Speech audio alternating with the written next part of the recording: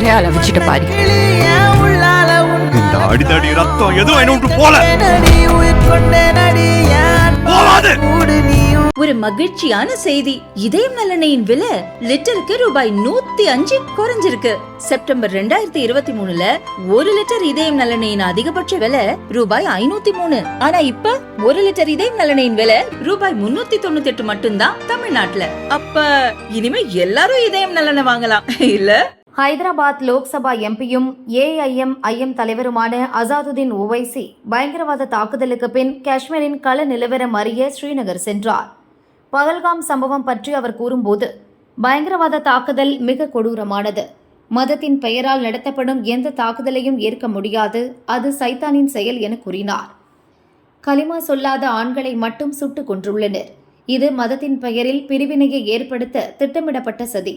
இதை ஒருபோதும் ஏற்க முடியாது. காஷ்மீர் முஸ்லிம்கள் மீது நாட்டின் பிற மக்களுக்கு வெறுப்புணர்வை தூண்டுவதற்காக பயங்கரவாதிகள் செய்த சதி இது. காஷ்மீர் மக்களை நாம் ஒருபோதும் கைவிடக்கூடாது. இங்கு சுற்றுலா வருவதையும் நிறுத்தக்கூடாது. பயங்கரவாதிகளுக்கு தக்க பதிலடி தர வேண்டும்.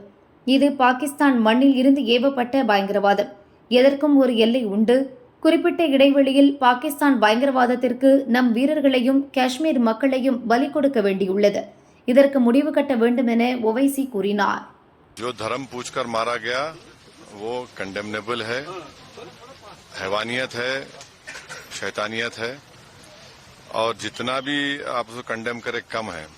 और जिन परिवार जो आज बचे हुए हैं वो तो जिंदगी भर के लिए उनके ऊपर एक जख्म रहेगा वो, क्योंकि उनको अलहदा करके खवातीन को, महिलाओं को, बच्चों को, मर्द लोगों को, मेल लोगों को अलग करके मारना ये खुद एक बहुत बड़ा जुर्म भी है और उनकी मेमोरीज पूरे खत्म हो गए।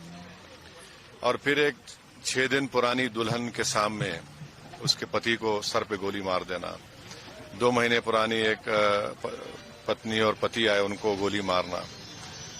फिर उसके बाद हम ये भी देखते हैं कि एक कश्मीरी एक आतंकवादी दहशतगर्द से हम उससे हथियार छीनने की कोशिश में वो अपनी जान गंवा देता है। हम ये भी देखते हैं कि कश्मीरी लोग सयाह को, टूरिस्ट को बचाने के लिए किसी कोई खंदे पे उठा रहा है, कोई मासूम बच्चे को उठा रहा है। तो एक तरफ हम हैवानियत और शैतान का नाश देख रहे थे, तो दूसरी तरफ हम जो लोग जिनके दिल में इंसानियत है वो अपनी हमदर्दी का इजहार भी कर रहे थे। और ये बात बिल्कुल सही है कि हमारे पड़ोसी मुल्क पाकिस्तान से ये दहशतगर्द आए और उन्होंने ये बदनुमा और बदतरीन वाकया यहाँ पर अंजाम दिया। और दूसरी बात यह है कि हम उम्मीद करते हैं कि हमारे मुल्क की हुकूमत एक मौसर तरीके से इस दहशतगर्दी को और इस मुल्क में जो दहशतगर्दों को पनाह दी जा रही है, उनकी मदद की जा रही है, उसको एक ठोस इक़दाम उस पर करेगी।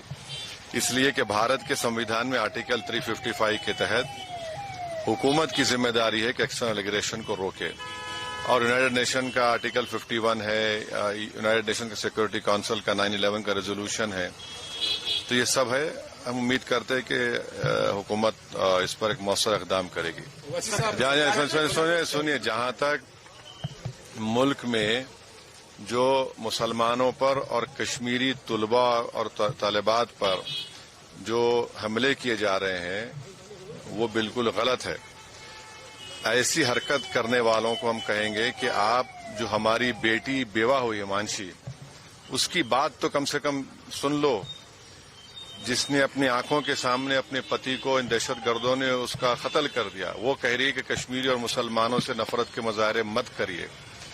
तो ये वक्त हमको एक होकर पाकिस्तान और पाकिस्तान स्पॉन्सर्ड टेररिज्म को शिकस्त देने के लिए ये बहुत जरूरी है कि हम उनका जो मंशा था ये कि यहाँ पर नफरत पैदा की जाए दोनों मज़ाहिब में, समुदाय में।